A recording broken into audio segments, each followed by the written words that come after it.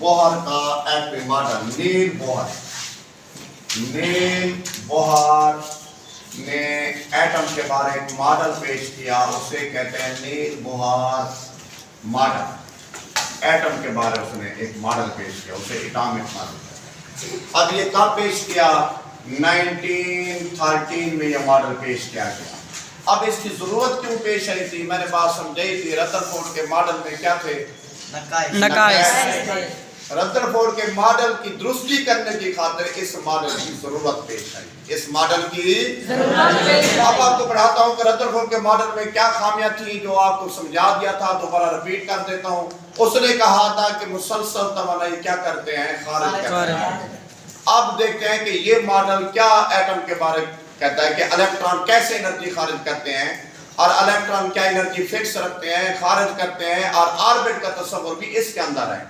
पहले वाले मॉडल में कोई ऑर्बिट का तस्वर नहीं। ऑर्बिट वो जगह होती है जहां इलेक्ट्रॉन क्या करते हैं? गर्दिश करते हैं। उसने बस यही कहा था कि मुसलसल तवानाई खारिज होती है, लेकिन ये नहीं कहा कि वो किस जगह पे होती है, कहाँ घूमते हैं, इलेक्ट्रॉन किस जगह पे होते हैं। ये सारी बातें नील बोहर ने पेश की हैं।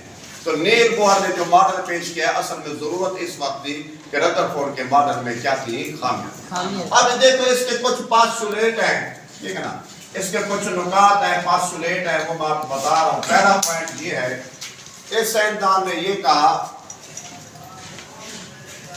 किसी एटम के न्यूक्लियस के इर्द गिर्द जो ये गोल दारे होते हैं, ये गोल दारे जो है सर्कुलर जो शेप में है, इनको उसने ऑर्बिट का नाम दिया। किसका नाम दिया? ऑर्बिट। ऑर्बिट का नाम दिया, शेल का नाम दिया, ऑर्बिट का। अब फॉर एग्जांपल ये पहला ऑर्बिट है, ये N1 है, ये दूसरा ऑर्बिट है N2 है, ये तीसरा ऑर्बिट है, ये N3 है, ये चौथा ऑर्बिट है N4 है, ये पांचवा ऑर्बिट है, ये N5। समझते जाए बात। उसके बाद हर ऑर्बिट की उसने कहा मखसूस एनर्जी है। E से ज़ाहिर कर रहा हूँ, ये E1 हो गया, E2, ये E2 हो गया, E3, ये E3 हो गया, ये E4 हो गया, ये E5 हो गया।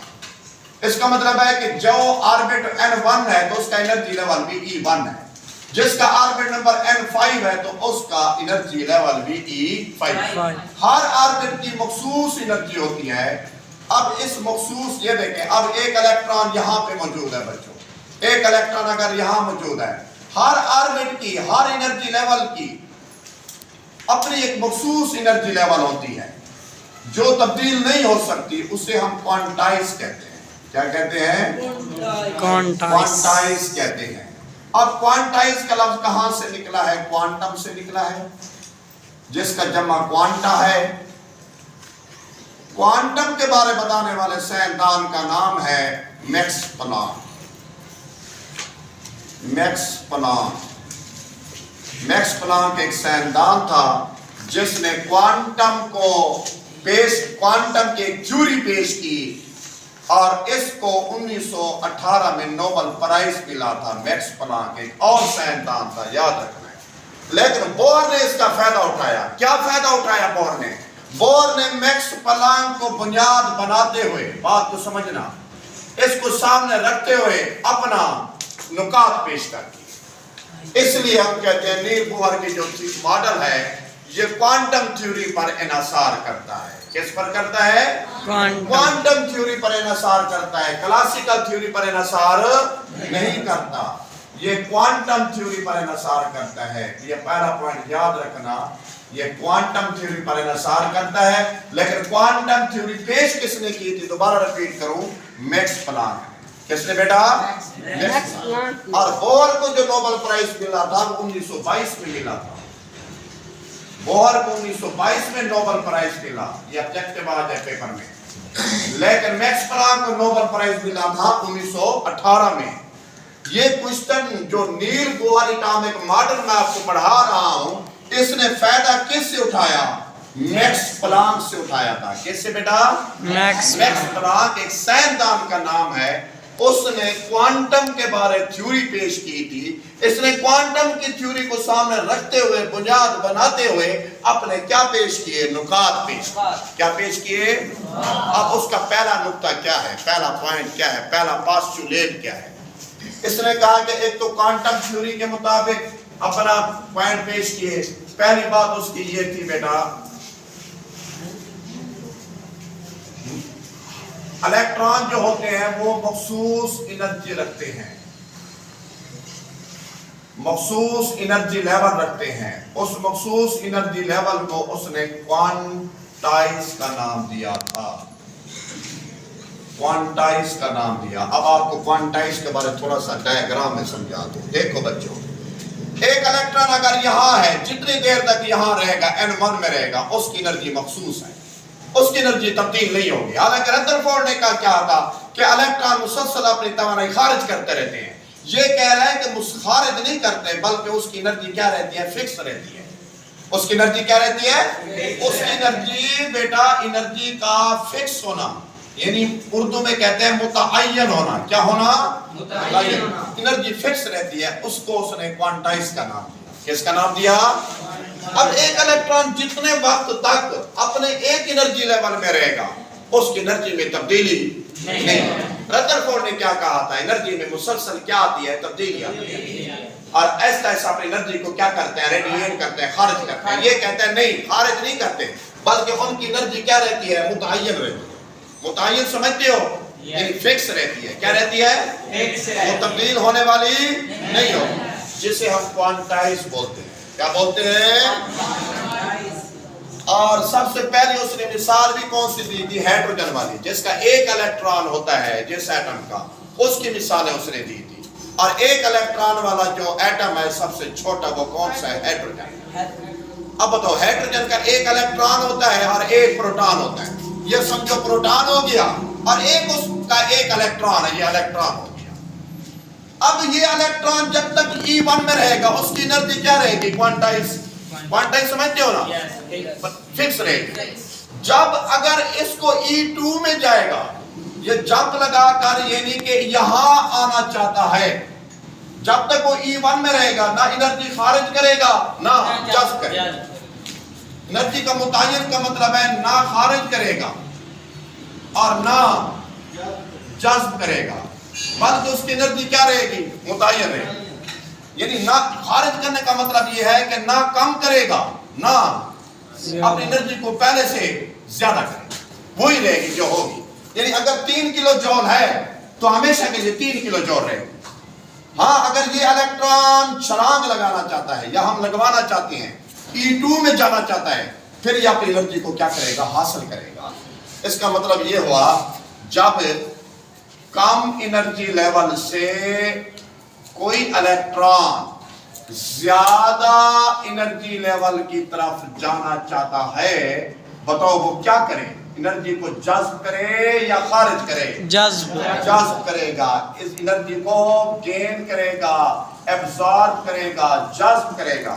जज्ब का मतलब है पहले से एनर्जी ज्यादा करेगा या कम करेगा, ज्यादा करेगा।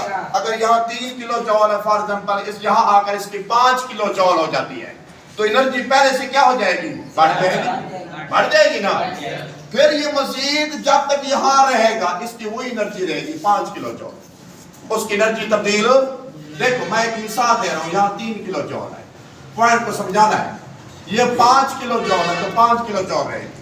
अब मजीद ये जंप लगाना चाहता है, ये इलेक्ट्रॉन यहाँ आना चाहता है, अपना एनर्जी लेवल को बढ़ाना चाहता है, E2 के बजाय कहाँ आना चाहता है, E3। फॉर एग्जांपल यहाँ है 7 किलो जॉल, मैं एक मिसाल दे रहा हूँ।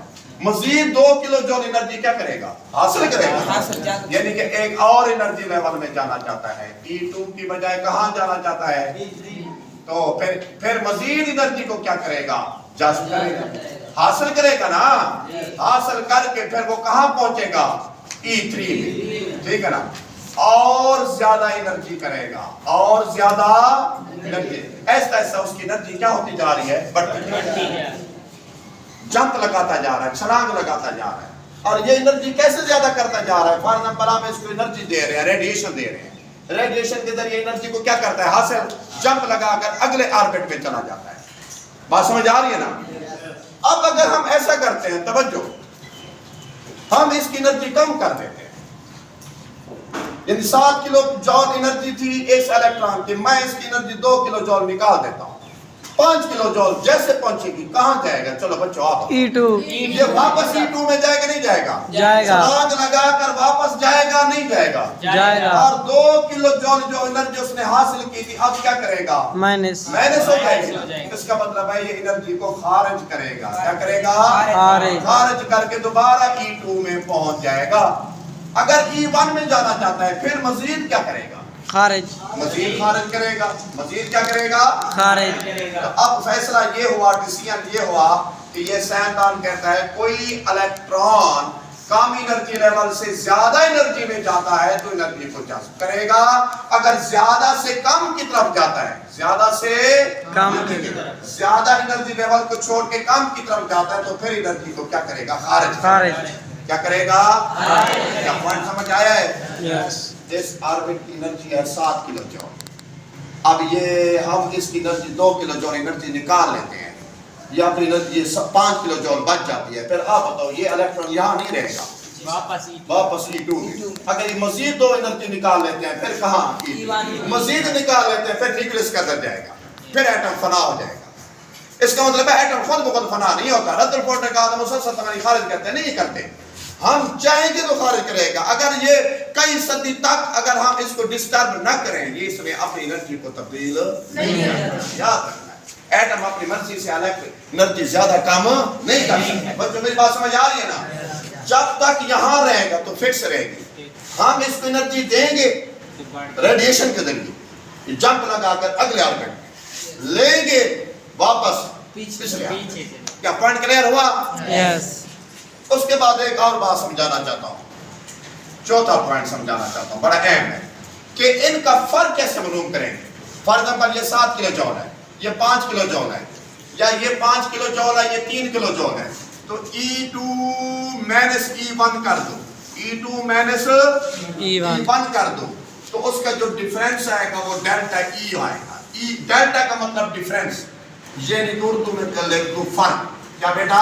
फर्क, एनर्जी का फर्क। आप बताओ, ये तो मैं अपनी तरफ समझा रहा हूँ ना, ये समझा देगा आप बेशक पट नहीं करनी बेटी। 5 किलो जॉल थी, 5 में से 3 माइनस कर दें, 2 किलो जॉल इसका जवाब आएगा नहीं आएगा? ये डेल्टा ई होगा। क्या होगा बेटा? डेल्टा ई होगा। ज्यादा एनर्जी वाले में से कम को क्या कर दें? माइनस कर दें। अब एक बात समझा, एनर्जी को डायरेक्ट तो हम मेजर कर नहीं सकते। अब मैं बोल रहा हूँ ना, मेरी आवाज है, ये लहरों की सूरत में जा रही है, इसको मेजर करने के लिए मेरी आवाज की फ्रीक्वेंसी मेजर होगी, जिसके बारे में मैक्स प्लांक ने फ्रीक्वेंसी के बारे में बताया था। अब इसका मतलब है अगर फ्रीक्वेंसी मेरी आवाज की मालूम कर लो, इसका मतलब है मेरी एनर्जी मालूम हो जाएगी। मैं जितने जोर से बोलूंगा आवाज निकलेगी, उतना मेरी आवाज लहर दूर तक जाएगी नहीं जाएगी? उसी दूर से अंदाजा लगाओगे कि सर एनर्जी क्या लगा रहे हैं, ज्यादा लगा रहे हैं। अगर मैं ऐसा बोलता हूँ मेरी आवाज वहां तक जाएगी? नहीं जाएगी ना, थोड़ी जाएगी ना। इसका मतलब है फ्रीक्वेंसी कम तो मेरी एनर्जी भी कम।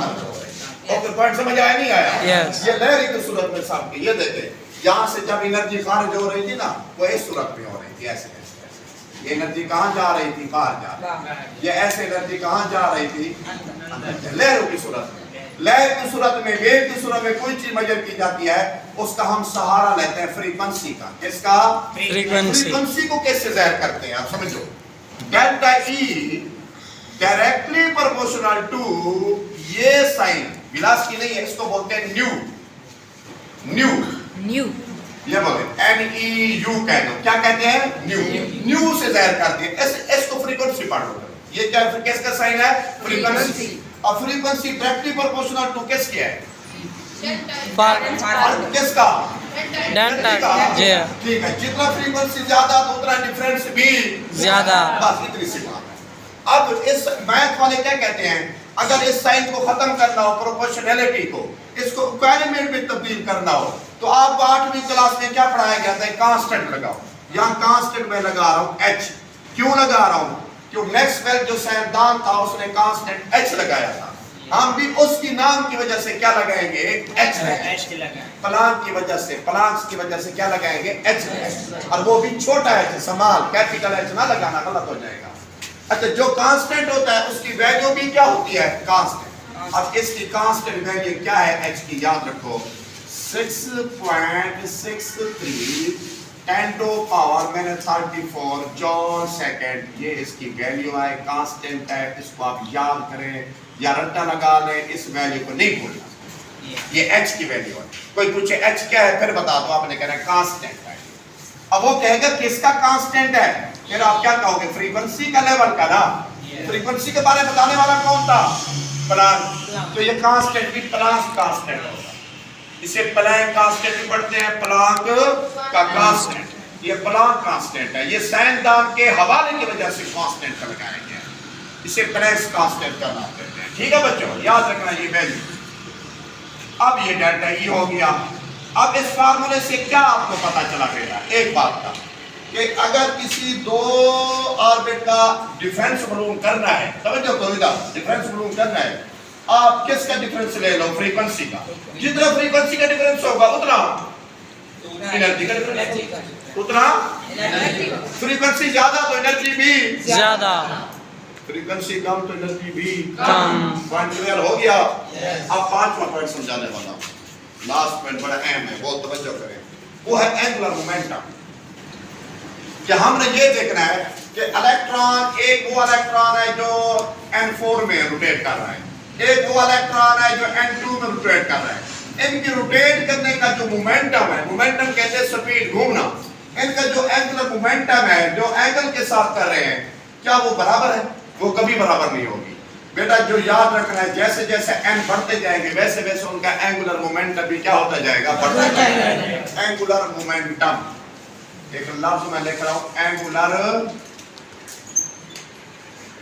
मोमेंटम, यानी कि ये समझो, ये गोल दायरे में इलेक्ट्रॉन के घूमने की जो स्पीड है या मूवमेंट्स है, मूवमेंट है, उस मूवमेंट को हमने मेजर करना होता है, उसे क्या कहते हैं, एंगुलर मोमेंटम कहते हैं। एक इलेक्ट्रॉन है ना बच्चों, यहां पे रोटेट कर रहा है, ये एंगुलर मोमेंटम, ये इसको मैं n2 कह रहा हूं। एक इलेक्ट्रॉन n1 में घूम कर रहा है, एक इलेक्ट्रॉन n3 में है। हर किसी का एंगुलर मोमेंटम जो होगा, mvr जो होगा, वो तब्दील होगा।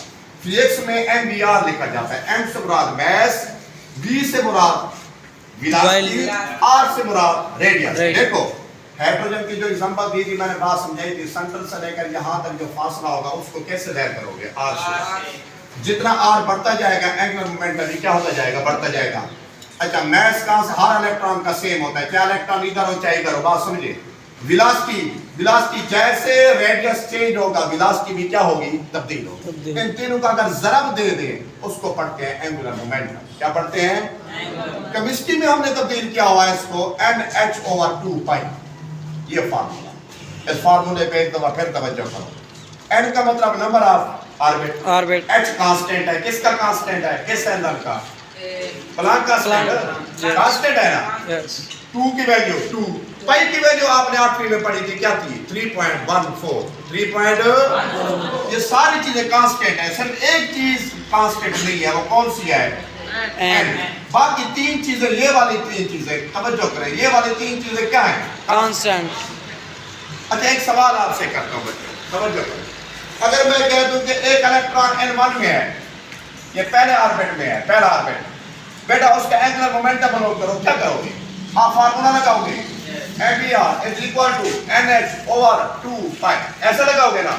अब क्या करोगे, n की जगह लगाओगे 1, पहला ऑर्बिट, n पहला ऑर्बिट है ना। अच्छा, h की कीमत कांस्टेंट है, बताओ क्या लिखोगे, 6.60 10 टू पावर क्या, -34 डिवाइडेड बाय 2 की वैल्यू 2, पाई की वैल्यू 22 और 7 का मतलब है 3.1 क्या 4।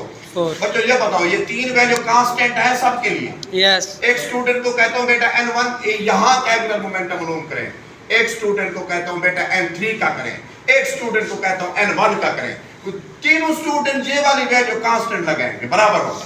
तब्दील क्या होगी, n वाली। अच्छा, एक बच्चा इसकी जगह 1 लगाता है, दूसरा आकर 2 लगाता है, तीसरा आकर 3 लगाता है। किसका जवाब ज्यादा होगा, 3 वाले का, 2 वाले का, 1 वाले का, 3 वाले का। इसका मतलब है जैसे ये वैल्यू बढ़ती जाएगी इसका एंगुलर मोमेंटम में भी क्या होता जाएगा, इजाफा। सवाल ये हुआ, जैसे ऑर्बिट बढ़ते हैं या एनर्जी लेवल बढ़ते हैं तो एंगुलर मोमेंटम में क्या हो जाता है, इजाफा। ये बात समझ आई नहीं है। ये देखो, एक इलेक्ट्रॉन यहाँ, ये देखो ना, एक वैसे पर समझा दूं, ये एक संकर है, एक चीज यहाँ घूम रही है जैसे पंखा घूम रहा है, और एक चीज यहाँ घूम रही है, जैसे तवाफ किया जाता है। इधर वाला जो बंदा तवाफ कर रहा है वो ज्यादा सफर करेगा, नजदीक वाला ज्यादा सफर करेगा? दूर वाले की स्पीड ज्यादा होगी ना, तो दूर वाले का जो मोमेंटम है वो क्या होगा? ज्यादा। नजदीक वाले का मोमेंटम कम। तो इसका मतलब है ऑर्बिट बढ़ते जाएंगे तो मोमेंटम में क्या होता जाएगा? ज्यादा होगा। पॉइंट क्लियर हुआ? नहीं हुआ? हो गया। बातें क्लियर हो गई हैं? Yes. अब एक छठा पॉइंट है जो बुक के अंदर नहीं है, उसको ऐड कर देना। इसने एक और पॉइंट भी बताया था, किसी ऑर्बिट में इलेक्ट्रॉन की तादाद मालूम करना। इलेक्ट्रॉन की तादाद मालूम करना कि कितने इलेक्ट्रॉन समा सकते हैं। ये देखो, अगर एक फार्मूला है उसको अगर फॉलो करें, 2n²। एक बच्चे से मैं फॉलो कराता हूं, अगर वो n की जगह 1 लगा ले, 1 का स्क्वायर, तो वो जवाब क्या आएगा? 2 नहीं आएगा। 1 का स्क्वायर 1 2 से। अच्छा, एक बच्चा n की जगह 2 लगाता है, 2 का स्क्वायर लगाता है, सोचो 2 का स्क्वायर का जवाब क्या होता है? 4 होता है। 4 2 से मल्टीपल जवाब 8। एक बच्चा इसके जगह 3 लगाता है, 3 का स्क्वायर आएगा? नहीं आएगा। 9 और 2 से मल्टीपल 18 18। एक बच्चा 4 लगाता है तो जवाब क्या आएगा? 32। इसका मतलब है कि ये साइंसदान कहता है पहले ऑर्बिट में 2, फिर कितने 8, फिर कितने 18, फिर कितने 32। किस फार्मूले के मुताबिक? ये फार्मूला याद रखना, दोबारा रिपीट कर रहा हूँ। 2n²। n की जगह 1 लगाओ, 2 लगाओ, 3 लगाओ, 4 लगाओ। जैसे वैल्यू बढ़ाते जाओगे वैसे इनका स्क्वायर होता जाएगा, 2 से मल्टीपल करते जाओ। ये आपको ऑर्बिट में इलेक्ट्रॉन की तादाद मालूम होती जाएगी। पहले वाले को कहते हैं k, फिर कहते हैं l, फिर कहते हैं m, फिर कहते हैं क्या? n। k l m n याद रहेगी? आप इधर आ जाओ। ये फॉर एग्जांपल k है, ये क्या है? l, ये m, ये n, ऐसे बढ़ते जा रहे हैं ना। फार्मूले के मुताबिक इनका स्क्वायर लगाते जाओ, इनका इलेक्ट्रॉन की क्या मालूम होती जाएगी? तादाद। अब इसमें अहम पॉइंट क्या था? रदरफोर्ड ने कहा था मुसलसल तवानी खारिज करते हैं। इसने मुसलसल का नहीं कहा, इसने कहा है कि अगर कोई इलेक्ट्रॉन एक ऑर्बिट में रहता है, जितने अरसे तक रहता है, अगर उसकी एनर्जी हम तब्दील नहीं करते तो वो हमेशा अपनी एनर्जी को क्या रखेगा? कांस्टेंट रखेगा, मुतय्यन रखेगा, फिक्स रखेगा। उसकी कभी भी energy neither absorb and release, ना एब्जॉर्ब होगी ना रिलीज होगी, ना अपनी एनर्जी को कम करेगा ना ज्यादा, और हमेशा अपनी एनर्जी को क्या रखेगा? फिक्स रखेगा। हाँ, अगर वो जंप लगाता है, वो जंप भी बहुत नहीं लगाएगा, हम उसके अंदर तब्दीली लाते हैं, रेडिएशन देते हैं, एनर्जी देते हैं, वो जंप लगाकर हायर की तरफ आएगा। अगर उसकी एनर्जी ले लेते हैं, जंप लगाकर लोअर की, नहीं तो अपने ऑर्बिट में हमेशा के लिए क्या रहेगा? मुतय्यन रहेगा, अपनी एनर्जी को कभी तब्दील नहीं करेगा। और एक बात समझा दो, ये जो साइंसदान था इसने सहारा टोटल किसका लिया? Quantum theory. और क्वांटम थ्योरी के बारे में बताने वाला जो साइंसदान है वो है मैक्स, जिसको 1918 में क्या मिला था? Nobel prize. लेकिन इसको नोबेल प्राइज मिला था 1922 में। अब इसके अंदर भी कुछ खामियां हैं। इस कहते हैं ना एटम की शेप गोल होती है, असल में गोल नहीं होती, बैस भी होती है, अंडेनुमा होती है। इसकी खामियां दूर करने वाला एक और साइंसदान था, उसका नाम था समरफील्ड, लेकिन वो आपके सिलेबस में नहीं, वो आपके सिलेबस में नहीं। तो अगला सवाल हमारा ये है कि नील बोर की थ्योरी और रदरफोर्ड की जो एटॉमिक थ्योरी में फर्क क्या है? फर्क तो आपको वैसे समझ आ चुके होंगे, लेकिन सवाल मैं पढ़ाऊंगा। आपको ये 5 पॉइंट समझ आए हैं? Yes. पहला पॉइंट ज़बानी बताओ कि जब तक कोई इलेक्ट्रॉन एक ऑर्बिट में रहता है तो उसकी एनर्जी ना खारिज होती है ना जज्ब, और उसकी एनर्जी हमेशा क्वांटाइज रहती है, मुतय्यन रहती है, क्वांटाइज मुतय्यन। जब इसकी एनर्जी हम जंप लगाता है, एक ऑर्बिट को कोई इलेक्ट्रॉन अपनी जगह छोड़ता है, जब वो एनर्जी खारिज करेगा या वो जज्ब करेगा। अच्छा, जब खारिज करेगा तो वो अपना ऑर्बिट को छोड़कर कहाँ जाएगा? नीचे वाले, नीचे लोअर। जज्ब करेगा नीचे वाले से ऊपर। अगर इनका फर्क मालूम करना है तो फार्मूला क्या है? Delta E, directly proportional to क्या? न्यू, जिसको कहते हैं फ्रीक्वेंसी। फ्रीक्वेंसी से हम एनर्जी का अंदाजा लगा सकते हैं। उसके बाद है एंगुलर मोमेंटम, कि किस एंगल से कौन सा इलेक्ट्रॉन मूव कर रहा है। अब एक इलेक्ट्रॉन इधर है, जब तक यहाँ रहेगा उसकी एनर्जी कांस्टेंट रहेगी। अच्छा, यहाँ अगर इलेक्ट्रॉन 4 है, बिल्कुल चारों की एनर्जी सेम है जी, अगर वो ऑर्बिट छोड़ेंगे तो उसकी एनर्जी क्या होगी? तब्दील होगी। तब्दील। वरना एक ऑर्बिट है ना, वहां अगर 10 इलेक्ट्रॉन है, 10 के इलेक्ट्रॉन की एनर्जी क्या है? बराबर है। बराबर। जब वो अपना ऑर्बिट छोड़ेगा फिर उसकी एनर्जी क्या होगी? तब्दील। नहीं बात समझे? जब तक वो अपने ऑर्बिट में रहेगा उसकी एनर्जी तब्दील नहीं होगी। अच्छा, एंगुलर मोमेंटम भी ऐसे ऐसे बढ़ता जाएगा। जब क्या बढ़ते जाएंगे बताओ? एन बढ़ते जाएंगे। ऑर्बिट नंबर बढ़ते जाएंगे तो एंगुलर मोमेंटम भी बढ़ता जाएगा। जो देखना सेंटर के करीब घूमता है उसका एंगुलर मोमेंटम कम होता है, जो दूर घूमता है उसका ज्यादा। अगर किसी ऑर्बिट में इलेक्ट्रॉन की तादाद मालूम कर लिया तो फिर के में इलेक्ट्रॉन 2 एन में formula 2n square formula 2n। अब समझ आइए ना, ये फार्मूला समझ आया? यस। इसमें एन की वैल्यू अगर कल मैं पेपर में कह दूं बेटा ऑर्बिट नंबर 3 का क्या मालूम करें? Angular momentum. आपने फार्मूला लगा के एन की जगह क्या लगाना है? 3। बाकी वैल्यू क्या है? कांस्टेंट। मैथमेटिकल जवाब निकालना है उसका, ठीक है ना? वो हो जाएगा एंगुलर क्या? मोमेंटम। एंगुलर मोमेंटम हो जाएगा। सवाल समझ आया बेटा? बहुत इकोनॉमिक थ्योरी समझ आई है?